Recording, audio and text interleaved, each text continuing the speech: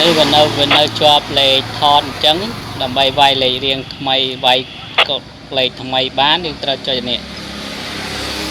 អំនឹងអនេះVM នេះចុចញ៉ាត់ឃើញហើយយើងអាចវាយលេខឡើងទៅឲ្យខ្ញុំវាយវេ159 375ចេះលេខវេហើយមើលខ្ញុំចុចចេះធ្វើទីផ្សារគេថាយើងដើម្បីឲ្យចុចបានត្រឹមត្រូវបានគេហៅចេះធ្វើអីសោះគេថាយើងគ្មានអ្នកខ្លះមកថាឲ្យយើងនឹងមិនមែនមានន័យថាគាត់នឹងក្រាន់បើយើងឬក៏ធ្វើការងារអីមានខ្លែបការចុចដៃត្រូវប្រើហ្នឹងគាត់ទៅពេលខ្លះគាត់មិនយល់ដូចយើងហើយគាត់មកនិយាយថាយើងធ្វើអីក៏ខុសដែរពេលនេះទៅកុំស្ដាប់ពាក្យគេនិយាយច្រើនពេកស្ដាប់បេះដូងខ្លួនឯងខ្លះផងពេលដែលចេញធ្វើអីកុំយកពាក្យគេនិយាយនឹងមកដាក់មុខឲ្យសោះទៅសួរខ្លួនឯងសិនថារឿងដែលយើងកំពុងធ្វើនេះមានប្រយោជន៍ដែរអត់ហើយវាសំខាន់ប៉ុណ្ណានៅក្នុងជីវិតរបស់បើសិនជាវាសំខាន់ហើយវាមានប្រយោជន៍សម្រាប់ជីវិតរបស់យើងទោះបីជាអ្នកណានិយាយឲ្យបែកផែនដីទៀតក៏ត្រូវតែធ្វើដែររឿងទី2សួរខ្លួនឯងថាសម្រាប់ការងារនឹងប៉ុណ្ណាហើយចូលចិត្តវាប៉ុណ្ណាហើយធ្វើវាកើតអត់បើសិនការងារនឹងជាការងារដែលមានប្រយោជន៍ហើយយើងចូលចិត្តវាទៀតអ្នកណានិយាយអីក៏ស្អីទៅចិត្តគេដែរ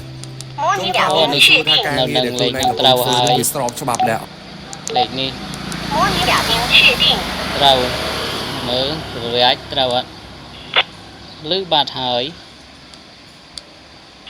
ហ្នឹងប៉ុណ្ណឹងហើយយើងដើម្បីថតនេះ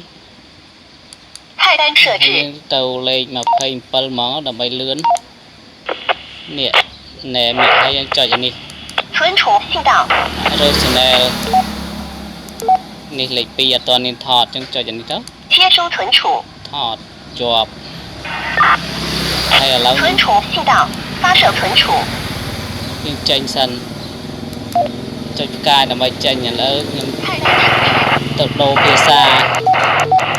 ទៅរកកន្លែងដូរភាសាទៀត